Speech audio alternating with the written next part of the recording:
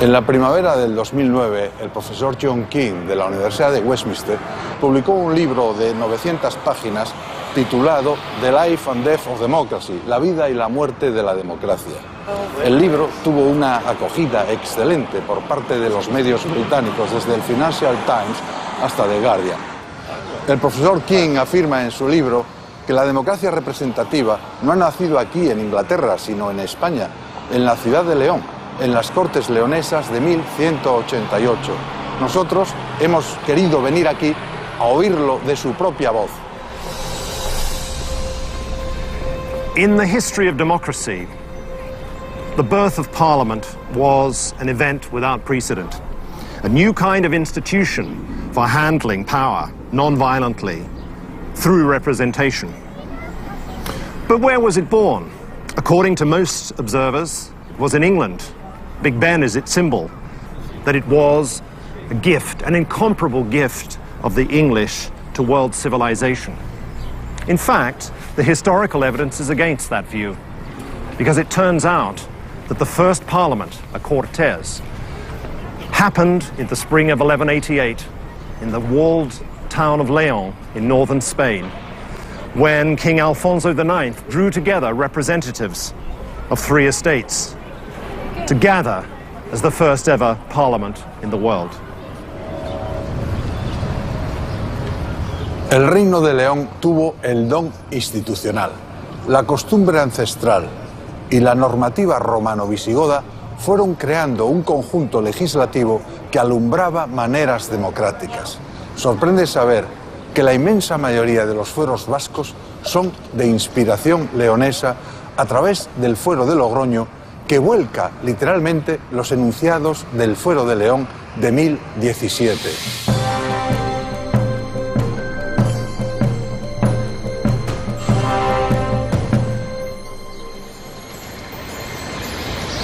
Este gallo de San Isidoro ha sido testigo de la vida leonesa desde hace casi 1000 años. En este mismo lugar se alzaba el Palacio Real y aquí, un día del mes de abril de 1188, se reunieron las primeras cortes de la historia.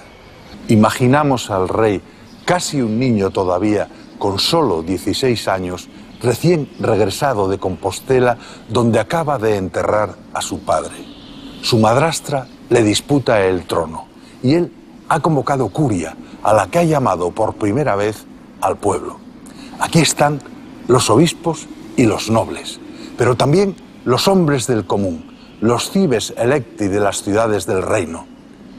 León, Oviedo, Salamanca, Ciudad Rodrigo, Zamora, Astorga, Benavente, Ledesma, Toro. Es inaudito. En el nombre de Dios, yo, don Alfonso, rey de León y de Galicia, al celebrar las Cortes en León junto al arzobispo, los obispos, los magnates de mi reino y los ciudadanos elegidos por cada ciudad, decreto y aseguro que conservaré para todos los clérigos y laicos de mi reino las buenas costumbres establecidas por mis predecesores. Los obispos y los nobles miran al joven rey con extrema curiosidad. Y a nosotros, hombres del siglo XXI, todavía nos conmueve oír el contenido de esa declaración de derechos. También decreto y juro que si alguien hiciera o me presentara una delación contra otro, sin demora descubriré el delator al delatado. Y si no pudiera probar en mi curia la delación que hizo, sufra la pena que debería sufrir el delatado. También prometo que no haré guerra ni paz, ni tomaré acuerdos sin reunir a los obispos, nobles y hombres buenos, por cuyo consejo debo guiarme. Dispongo además que nadie tome prenda, sino por medio de los justicias o alcaldes establecidos por mí. Si alguno tomase prenda de otro modo, sea castigado como violento invasor. Decreto también que si algún juez negase justicia al querellante o la postergase maliciosamente y hasta el tercer día no aplicara el derecho, oblíguese a la justicia a pagar doblados al querellante tanto la cuantía de la demanda como los gastos.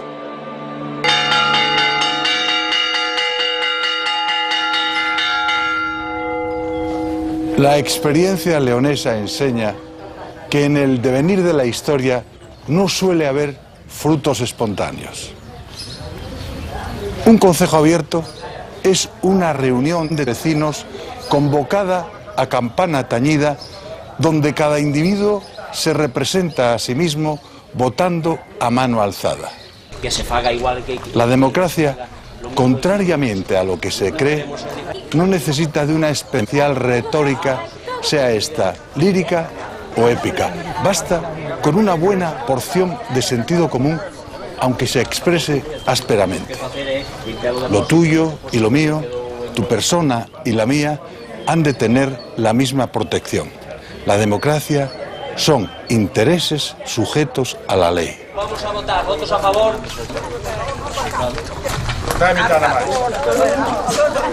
Votos en contra.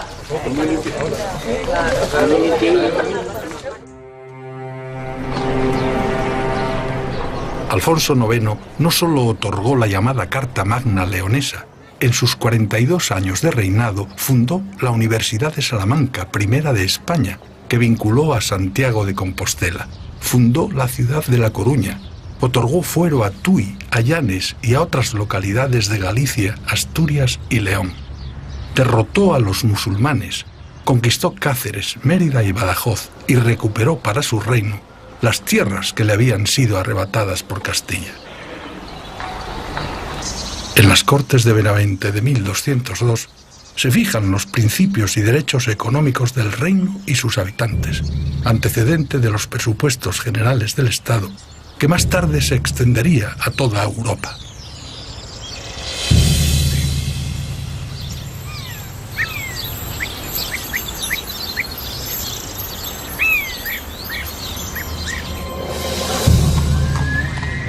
El joven Alfonso tuvo que vencer muchos obstáculos para reinar.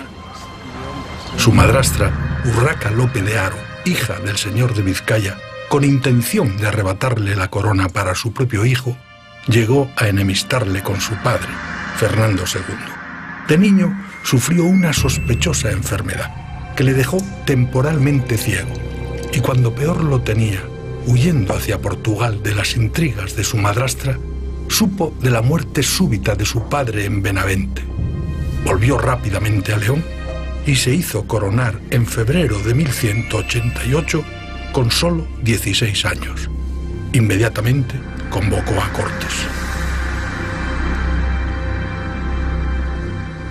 Alfonso fue un rey niño de los que, según expresión de los cronistas al referirse a sus antepasados, no sabía descansar. Y aquí, tan lejos de su patria, sufrió sus mayores derrotas. 4 papas, contemporáneos de sus 42 años de reinado, que llevaban curiosamente el ordinal III, Clemente III, Celestino III, Inocencio III y Honorio III, pusieron en graves dificultades su reinado. Fue repetidas veces excomulgado, bajo pretexto de la consanguinidad de sus matrimonios, sus 2 matrimonios legítimos, o por la alianza con los almohades, una alianza que había servido para reforzar sus débiles fronteras. La excomunión, acompañada del entredicho del reino, era un modo eficacísimo de hacer política. Al desvincular a los súbditos del deber de obediencia al soberano, ponía en grave desequilibrio a la gobernación. Pero no fue desde el Vaticano, sino aquí, desde este Palacio de Letrán, donde se emitieron los edictos de excomunión contra el rey leonés. Letrán era, durante el siglo XII, la residencia oficial de los papas, un palacio que mandó edificar Constantino en el siglo IV, que ha sufrido desde entonces varias reconstrucciones. Forzado así a separarse de su esposa Teresa de Portugal, de la que tenía 3 hijos, perdió las alianzas con el reino vecino y quedó más expuesto a la agresión de sus rivales. Obligado, pues, a una alianza con Castilla, tomó por esposa a doña Berenguela, la hija del rey castellano. Pero cuando ésta le hubo dado ya 5 hijos, otra pena de excomunión para él y de entredicho para el reino le fuerzan a renunciar una vez más a su matrimonio.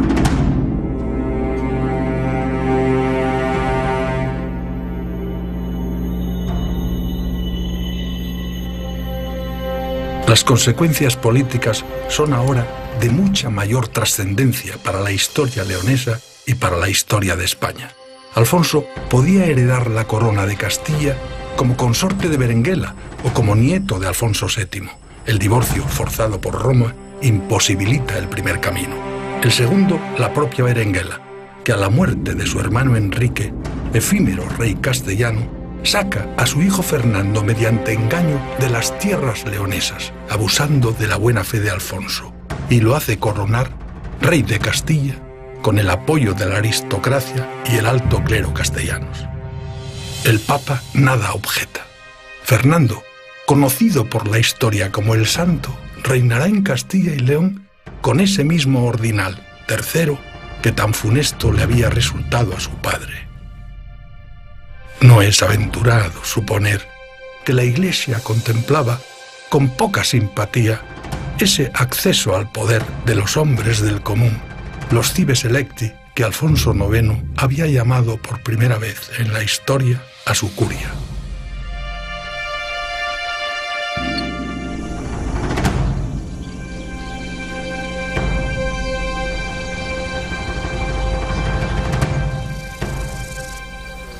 Sin raíces, el árbol no sería posible. León está en las raíces. Su savia no es otra que el legado que nos ha dejado el genio institucional de sus reyes y sus gentes. En el Reino de León nació la primera universidad de España. Se escribió el primer texto romance peninsular, La Noticia de Quesos, guardado en el archivo de la Catedral Leonesa. Nacieron los fueros y las cortes. Se escribieron las primeras crónicas de España. Se confeccionaron los beatos, disputados por los más importantes museos internacionales, como esta Biblia mozárabe que se conserva todavía en la Catedral de León, inspiradora en pleno siglo XX del Guernica de Picasso, la más famosa pintura del mundo.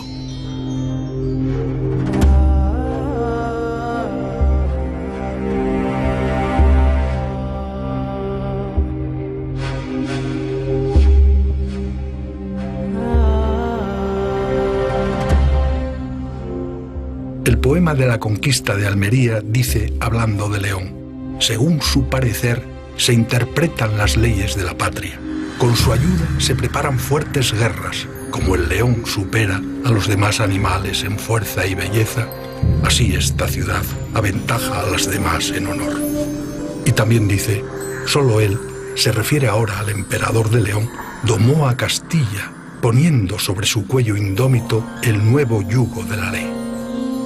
León era la ley, el imperio de la ley.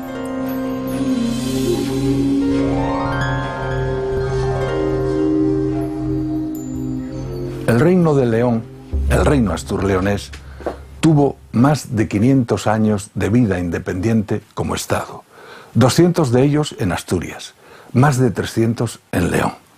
Es demasiado tiempo como para no haber dejado una huella significativa en la vida nacional. ¿Por qué, pues, su escasa visibilidad actual? La Enciclopedia Británica puede ayudarnos a entender, al menos en parte, este misterio.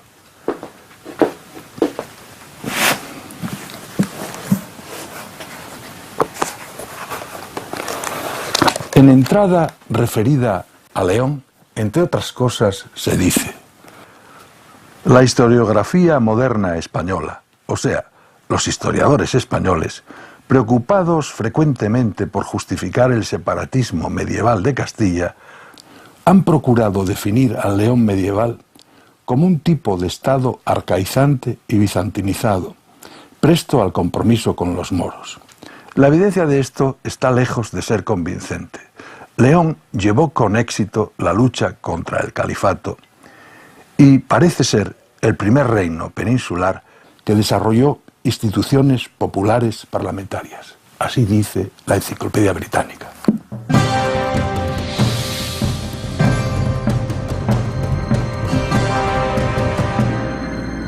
Si nos alzáramos en vuelo de pájaro sobre los tejados de la ciudad de León, todavía podríamos advertir entre el abigarrado caserío el contorno del viejo campamento militar amurallado.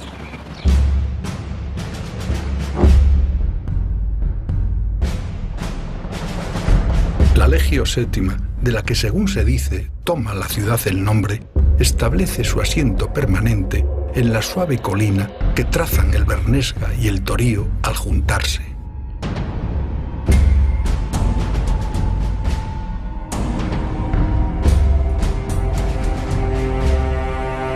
Roma no lo tuvo fácil.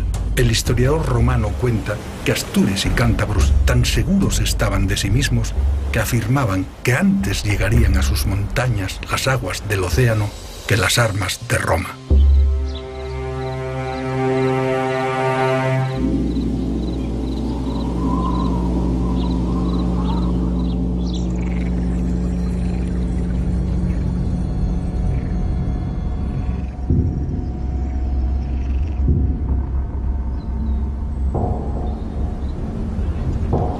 Los astures resisten la feroz ofensiva de las legiones romanas en sus montes y se atreven a tomar la iniciativa en el llano, atacando por 3 puntos a la vez en las márgenes del río Esla, antigua Astura, obedeciendo a una estrategia de cierta complejidad.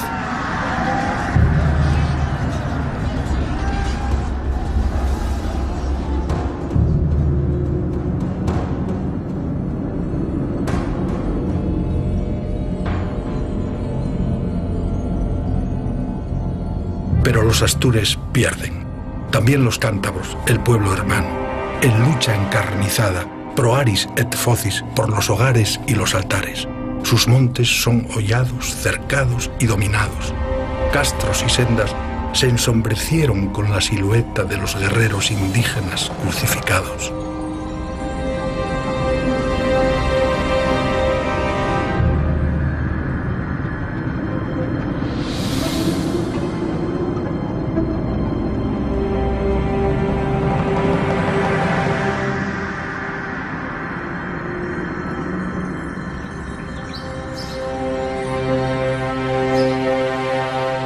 Roma, tras la conquista de las tierras leonesas, asentamiento principal de los pueblos astures, seguida casi inmediatamente de la derrota cántabra, pudo cerrar, tras 10 años de cruenta guerra, las puertas del templo de Jano, abiertas en señal de compromiso bélico grave, completando así la ocupación de la península ibérica en el año 19 a.C.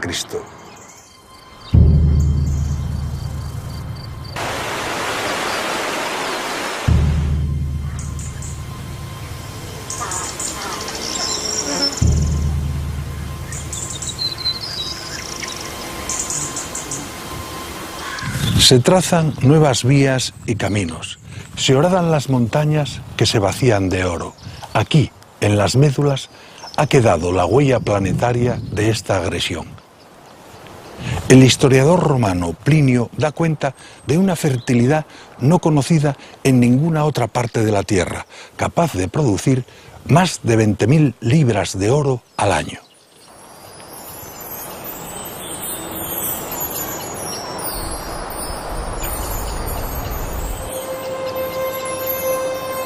Esta fue la razón principal de la conquista, y así nació la ciudad de León como fortaleza militar desde la que se sometía por las armas a toda la península y al norte de África. Sus muros inexpugnables fueron desde entonces y durante muchos siglos el más contundente símbolo del poder.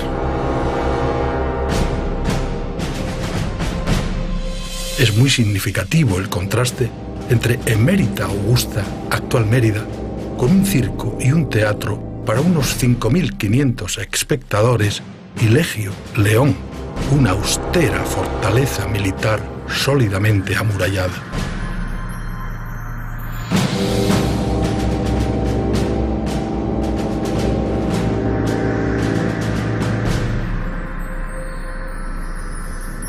Fragmentado el territorio leonés por ríos y montañas, un vigoroso sustrato cultural lo unifica, la predominante raíz astur. Los romanos lo denominaron Asturia, y por el modo de nombrarlo, algunos autores piensan que reconocían en los astures un grado de madurez como nación que no tenían otros pueblos.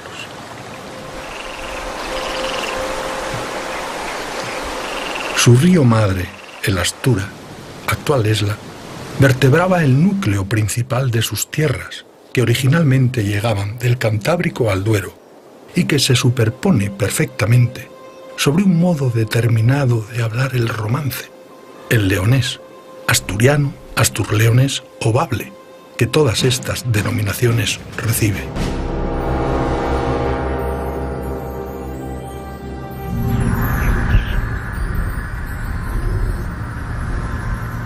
Roma se desvanece. Son los albores del siglo V, pero sus muros permanecen. Los invasores suevos y visigodos se los disputan hasta que con Leovigildo se integran en la España visigoda. Con la invasión musulmana, durante casi 100 años, la ciudad-campamento o el campamento-ciudad vive una singular aventura autista que acaso haya dejado huella en su carácter. No es de unos ni es de otros, ni del reino astur que la anhela, ni de la España musulmana que la evita, sino de sí misma, bastión autónomo e independiente.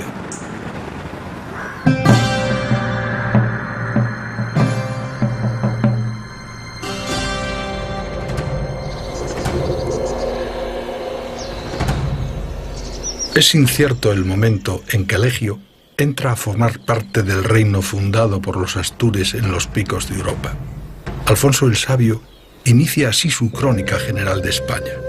Etes comienza en el rey don Pelayo, que fue el primero rey de León.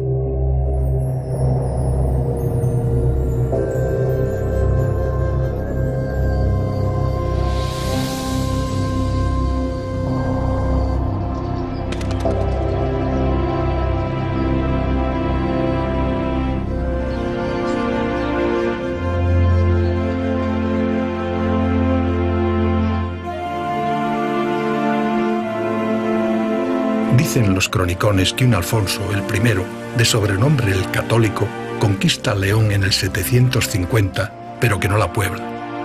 Otro Alfonso, el segundo, de sobrenombre el Casto, contemporáneo del emperador Carlomagno, reinó durante medio siglo y rompió el fatal aislamiento geográfico del reino con el hallazgo imaginativo y genial de los restos del apóstol Santiago en el extremo más occidental de su territorio, de modo que obligó al occidente cristiano a desviar su atención hasta este rincón postrero del orbe conocido. Europa entra así de modo permanente en el reino.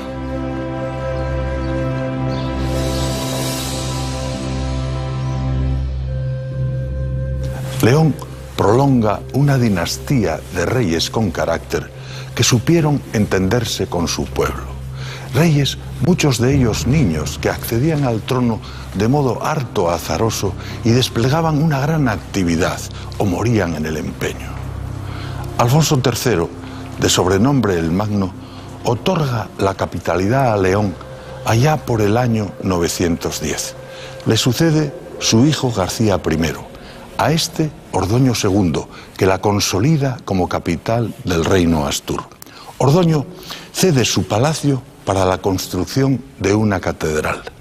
Y aunque esta que hoy se alza es otra, todavía se celebra en ella, a más de 1000 años de su muerte, una misa por su eterno descanso el Día de Reyes de cada año. No es fácil encontrar en toda Europa continuidad semejante.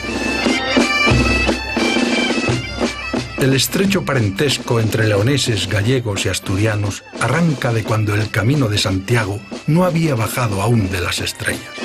Esa cultura íntima que es la cocina lo revela. Ni el pulpo ni el pescado de la mar Cántabra son ajenos a León, cuyas gentes maragatas los hicieron célebres por España desempeñando el duro oficio de arrieros. La cecina y el botillo tienen solera precristiana.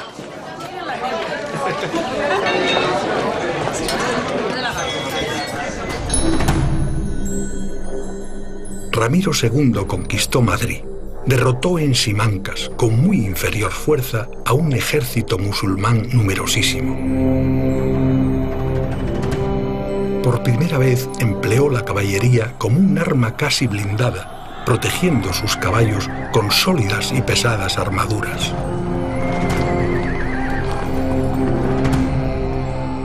Según las crónicas, el califa Abderramán escapó de la batalla semivivo y tan precipitadamente huyó que abandonó su cota de malla tejida con hilos de oro y un ejemplar del Corán traído de Oriente con sus preciosas guardas y su exquisita encuadernación. Ramiro II entregó hoja a hoja este Corán a sus capitanes como recuerdo de tan extraordinaria victoria. El califa, abrumado por la pérdida del libro sagrado, pagó una fortuna a todos y cada uno de los capitanes cristianos hasta que logró reunir todas sus páginas de nuevo.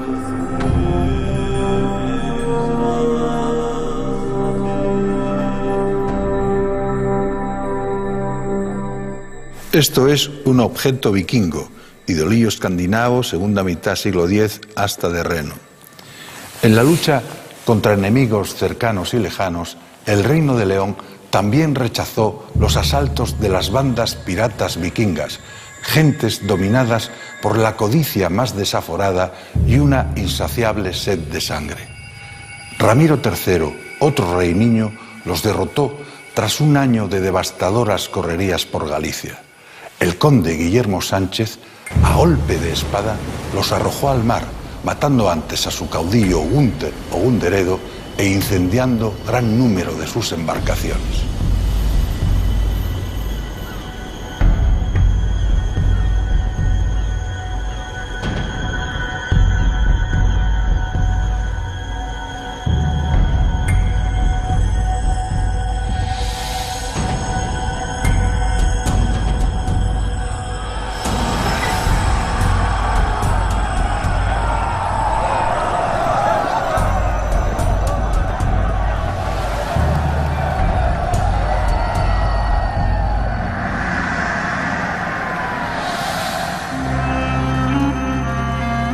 Sin embargo, nunca sufrió tanto el reino como ante las reiteradas ofensivas de Almanzor.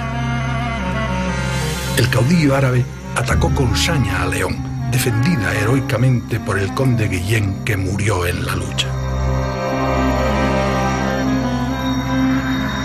Obsesionado con derribar las defensas del Egio, sus hombres no pudieron con el espesor de sus muros, aunque una terrible herida quedó en ellos, desguarneciendo temporalmente a la ciudad.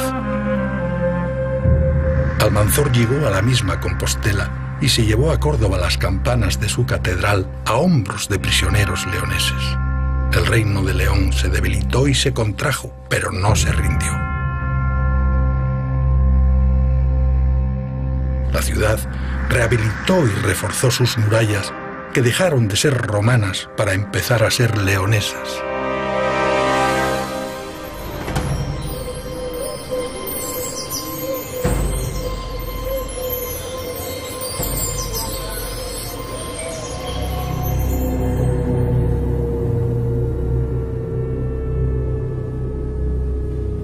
En el Reino de León creció durante casi 2 siglos, el 9 y el 10, una arquitectura mal llamada mozárabe, que es esencialmente leonesa, arte de la repoblación también se la llama hoy, y que, al decir del maestro Gómez Moreno, constituye el patrimonio más singular de la arquitectura española.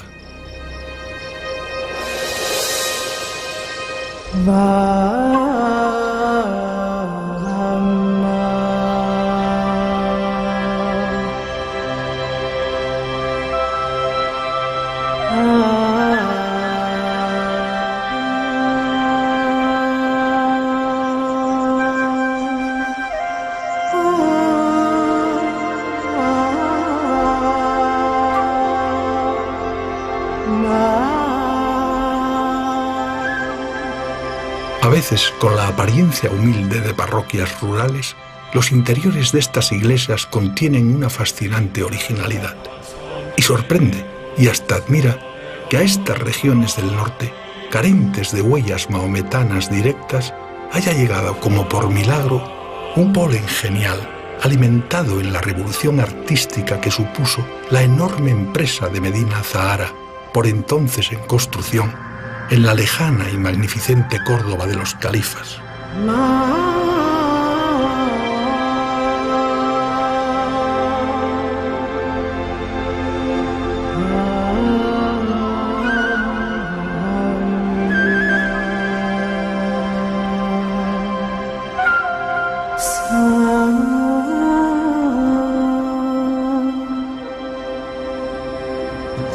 Algunos reyes leoneses fueron aborrecidos por su condición artera, como Ordoño IV, llamado el Malo, como Sancho el Craso, de gordura monstruosa, cuya torpeza para subir a una cabalgadura los leoneses no perdonaban. La mayoría, por el contrario, fueron queridos y admirados, como Ordoño II, Ramiro II, Alfonso V, el de los buenos fueros, reyes que en el decir del cronista no sabían descansar, reyes que juraron respeto a las costumbres de los leoneses. Alfonso V subió al trono con 5 años. Pronto buscó el apoyo de su pueblo y mediante el Fuero de León de 1017 promulgó las primeras leyes territoriales de España para todo el reino. Murió joven. Una saeta acabó con su vida. En el año 1037, con Fernando I, entra en León una nueva dinastía. Fernando, en principio, es considerado algo peor que un intruso por los leoneses, pues junto con su hermano García, en los campos de Tamarón, había dado muerte a su cuñado, el joven rey Bermudo III, hijo del muy querido Alfonso V, el de los buenos fueros. Fernando I mandó erigir a instancias de su esposa leonesa la Basílica de San Isidoro sobre la vieja iglesia de San Juan. Es imposible entender el románico español sin acudir a la colegiata. Fernando trajo a León con gran solemnidad las reliquias de Isidoro de Sevilla, un símbolo cultural. Isidoro representaba el conocimiento de la antigüedad, lo que evidenciaba el anhelo ilustrado de un reino, el más periférico y aislado de Europa. Fernando I se intituló siempre Rey de León, pero a su muerte, en contra de la costumbre leonesa, dividió el reino entre sus hijos. Al mayor, Sancho, dio el condado de Castilla, y ahí, en ese testamento, nace Castilla como reino.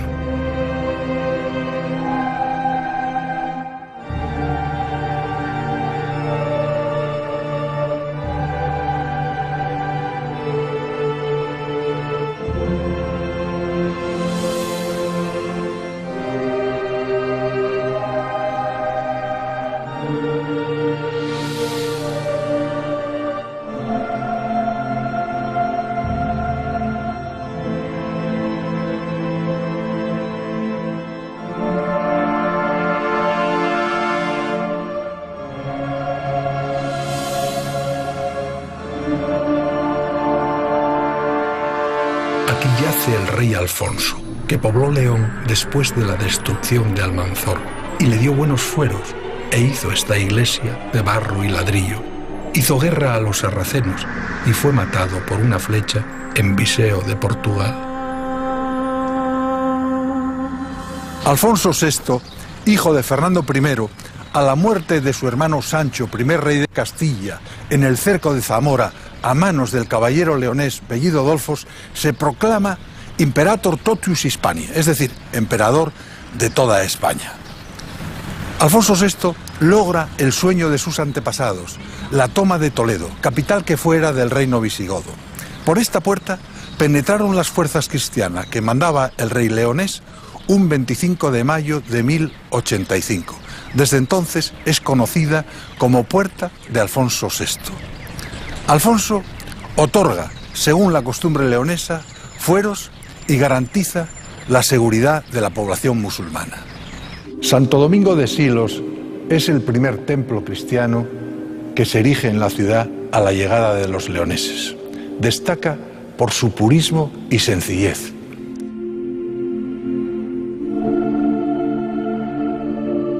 En su sala capitular aún se conservan las yeserías, los azulejos de arista o la techumbre de madera, decorada con bellas estrellas octogonales al más puro estilo mudéjar.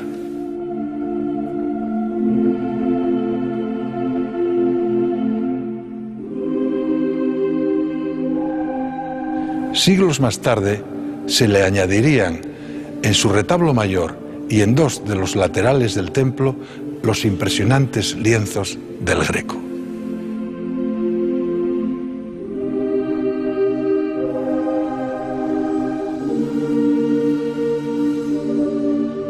Sin embargo, Alfonso VI nunca se desvinculó de las tierras leonesas y dispuso ser llevado a Sahagún para su eterno descanso.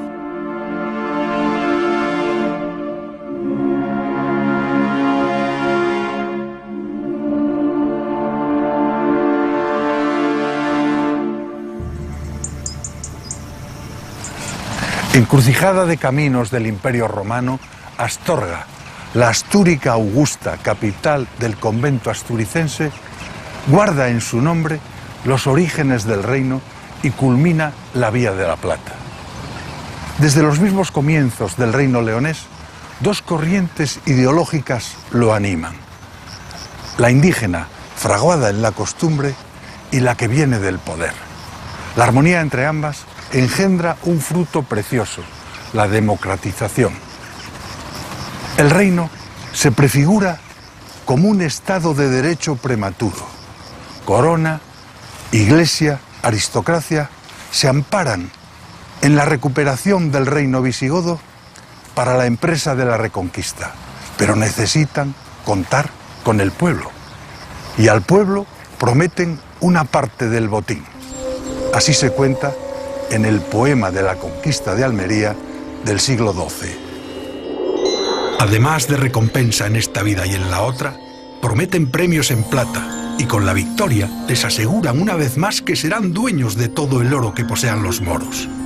Tan grande fue el clamor y el ardor religioso de los obispos, ya prometiendo, ya vociferando la causa, que apenas los niños de pecho podían ser retenidos por sus madres. Y hasta hace bien poco, todavía creían muchos lugareños que en cada castillo o en cada castro se escondía un tesoro de los moros.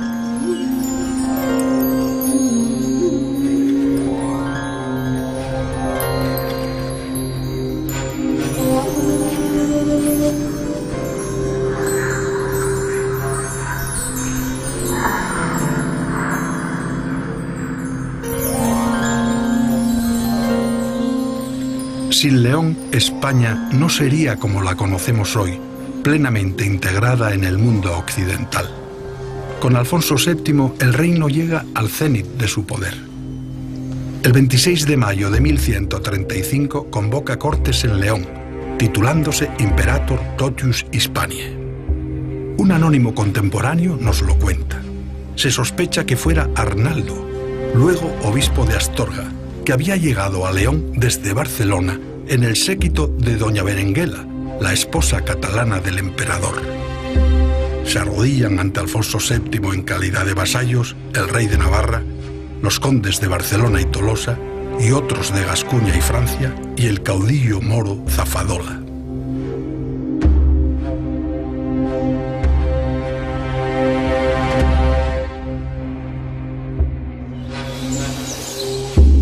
Alfonso VII se intituló siempre rey de León y de Toledo y emperador de España. A él se deben la conquista de Almería, la expansión del Temple, la introducción del Císter, la creación de la Orden Militar de Calatrava, el nacimiento de la Escuela de Traductores de Toledo, más tarde potenciada por Alfonso X. En 1143, Zamora, tan llena de historia leonesa, capital durante muchos años de la frontera por la que el reino se expande, va a ser testigo de una desmembración de enorme trascendencia en la historia peninsular. Alfonso Enríquez, el conde de Portugal, se declara independiente. Tras años de enconada lucha, la acción del sumo pontífice sobre el emperador resulta decisiva a favor de la separación. Alfonso VII la firma aquí en Zamora. A cambio, el portugués acepta una declaración de vasallaje. Mas enseguida, Alfonso Enríquez acude otra vez a Inocencio II y el sumo pontífice declara al nuevo reino de Portugal tributario de la Santa Sede. Alfonso VII, no obstante, continúa su actividad repobladora y guerrera y en solo 10 años pone cerco a Ciudad Rodrigo, Córdoba, Sevilla, Carmona, Jerez y Almería. Es el logro militar más importante de las fuerzas cristianas desde la toma de Toledo.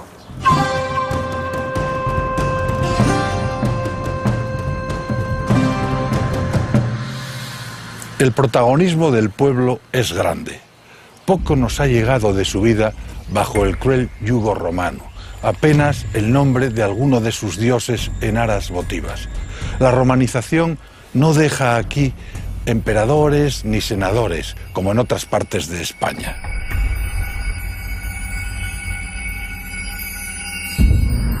Pero desaparecida Roma y desvanecida la España visigoda, el pueblo reaparece con más fuerza que nunca y más cercano que nunca a sus raíces, como un Lázaro rescatado de su tumba. ¿Y acaso porque su vivienda era redonda, pues la payoza circular es el elemento de habitación que conforma la vida indígena, hay una superior tendencia a la relación igualitaria, o sea, democratizadora? Estamos como antes en la Poladila y vamos a contar los cuentos que pasaron atrás.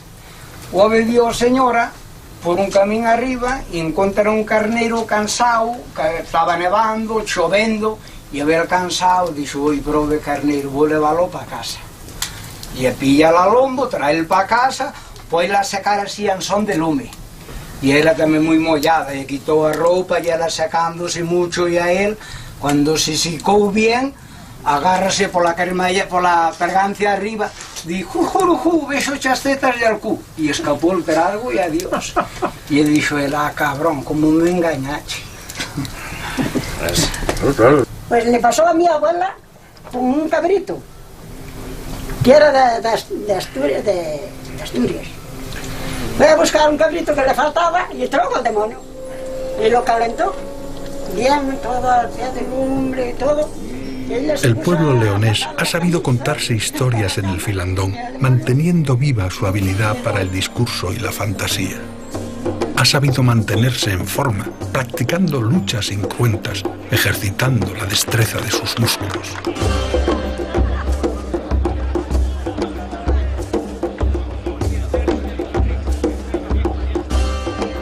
Ha sabido jugar y divertirse sin abuso de animales ni derramamiento de sangre.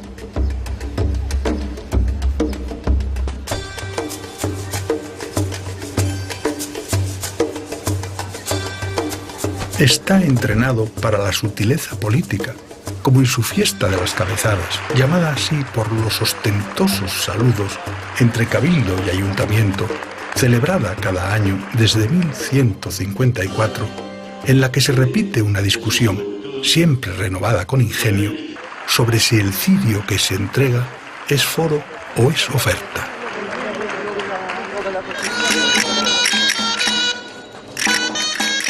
Las cantaderas alude al tributo que el reino en sus días más bajos pagó a los califas cordobeses, 100 doncellas traídas de todos los rincones del reino para los harenes musulmanes.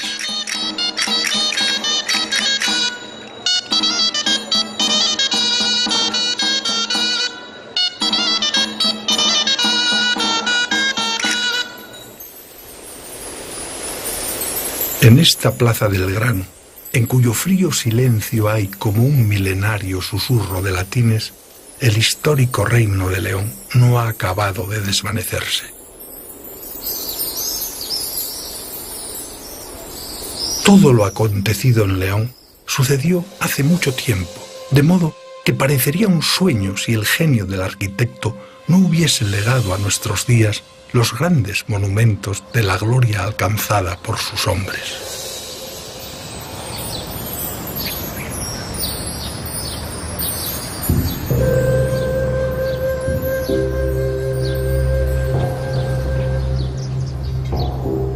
De los orígenes del reino quedan pocos restos y sus piedras nos hablan de una sociedad sencilla, sin grandes diferencias estamentales.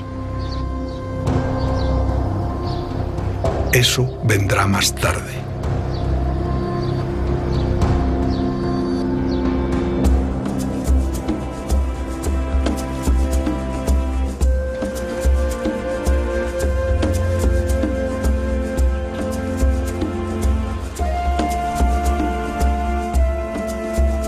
En la Plaza Mayor podemos adivinar los usos y costumbres de un mercado popular que ya se celebraba cuando los piratas vikingos asolaban las costas de Europa. hay mucho de sueño en sus ciudades. En Zamora, donde el antiguo espíritu del reino dormita ceñido a sus murallas. En Salamanca, cuyas torres, cúpulas y palacios parecen amagar alejamiento. Ciudad Rodrigo, con su pétreo cinturón.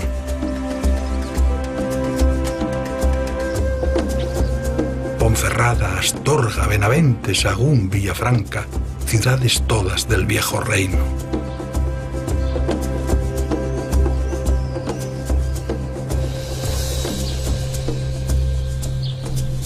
En lo que fuera la corte, la ciudad se ha desdoblado con mucho acierto.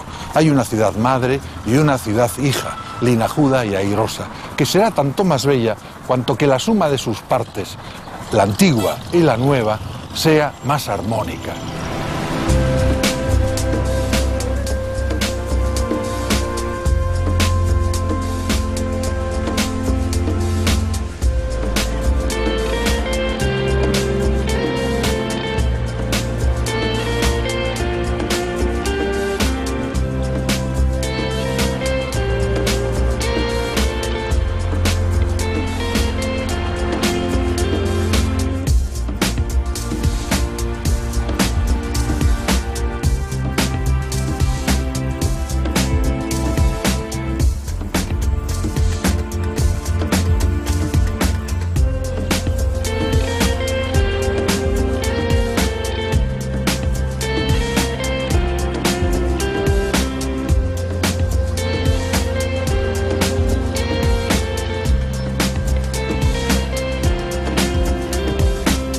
Hemos llegado al final de nuestro recorrido y podemos afirmar que el viejo reino siempre ha sabido brillar con la democracia, el ecosistema que mejor le conviene.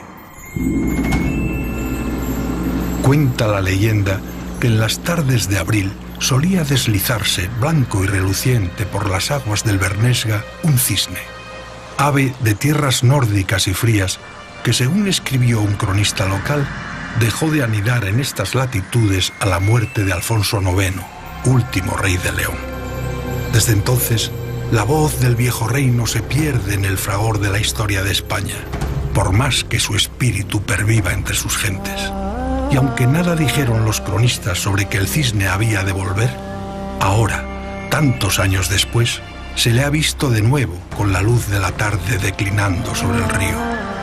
Dicen que es como un cestillo cargado de la nieve inmaculada de las montañas leonesas, esas que alimentaron comunidades de aldea, concejos, fueros, cortes, emanaciones de una misma fuente que han logrado mantener vivas a través de los siglos las raíces del gran árbol de la libertad.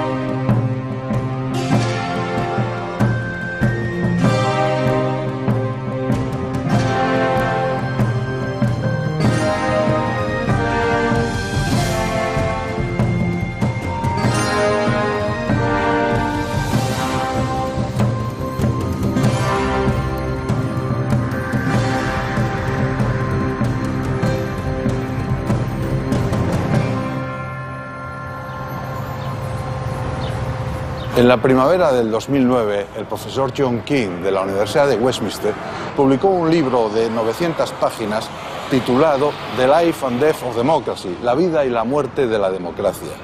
El libro tuvo una acogida excelente por parte de los medios británicos, desde el Financial Times hasta The Guardian. El profesor King afirma en su libro que la democracia representativa no ha nacido aquí en Inglaterra, sino en España, en la ciudad de León, en las Cortes Leonesas de 1188. Nosotros hemos querido venir aquí a oírlo de su propia voz. In the history of democracy, the birth of Parliament was an event without precedent. No suele haber frutos espontáneos. Un concejo abierto es una reunión de vecinos convocada a campana tañida, donde cada individuo se representa a sí mismo votando a mano alzada. La democracia, contrariamente a lo que se cree, no necesita de una especial retórica, sea esta lírica o épica. Basta con una buena porción de sentido común, aunque se exprese ásperamente. Lo tuyo y lo mío, tu persona y la mía, han de tener la misma protección. La democracia son intereses sujetos a la ley. Vamos a votar. ¿Votos a favor?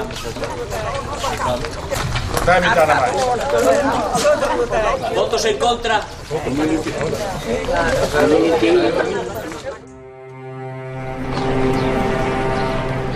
Alfonso IX no solo otorgó la llamada Carta Magna Leonesa.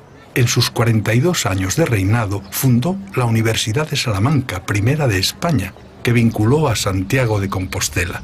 Fundó la ciudad de La Coruña. Otorgó fuero a Tui, a Llanes y a otras localidades de Galicia, Asturias y León. Derrotó a los musulmanes. Miran al joven rey con extrema curiosidad.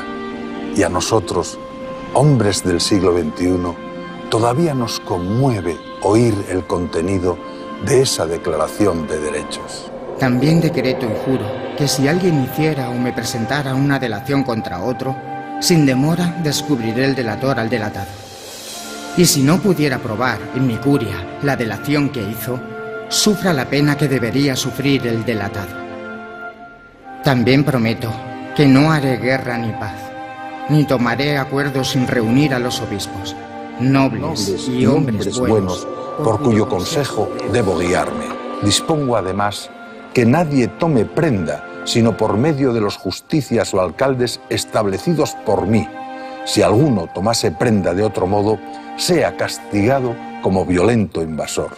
Decreto también que si algún juez negase justicia al querellante o la postergase maliciosamente y hasta el tercer día no aplicara el derecho, oblíguese a la justicia a pagar doblados al querellante tanto la cuantía de la demanda como los gastos.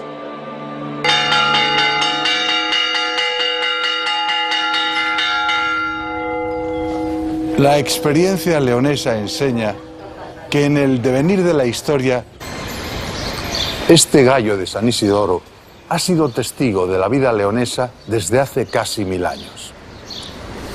En este mismo lugar se alzaba el Palacio Real y aquí, un día del mes de abril de 1188, se reunieron las primeras cortes de la historia. Imaginamos al rey, casi un niño todavía, con solo 16 años, recién regresado de Compostela, donde acaba de enterrar a su padre. Su madrastra le disputa el trono y él ha convocado curia, a la que ha llamado por primera vez al pueblo. Aquí están los obispos y los nobles, pero también los hombres del común, los cibes electi de las ciudades del reino. León, Oviedo, Salamanca, Ciudad Rodrigo, Zamora, Astorga, Benavente, Ledesma, Toro. Es inaudito. En el nombre de Dios, yo, don Alfonso, rey de León y de Galicia, al celebrar las cortes en León junto al arzobispo, los obispos, los magnates de mi reino y los ciudadanos elegidos por cada ciudad, decreto y aseguro que conservaré para todos los clérigos y laicos de mi reino las buenas costumbres establecidas por mis predecesores. los obispos y los nobles, kind of institution for handling power non-violently through representation. But where was it born? According to most observers, it was in England. Big Ben is its symbol. That it was a gift, an incomparable gift of the English to world civilization.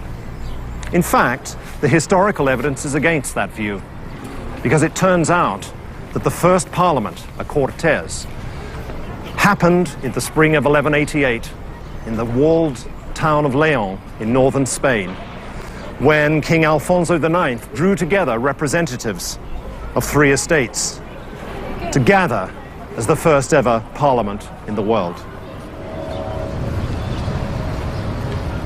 El Reino de León tuvo el don institucional, la costumbre ancestral y la normativa romano-visigoda fueron creando un conjunto legislativo que alumbraba maneras democráticas.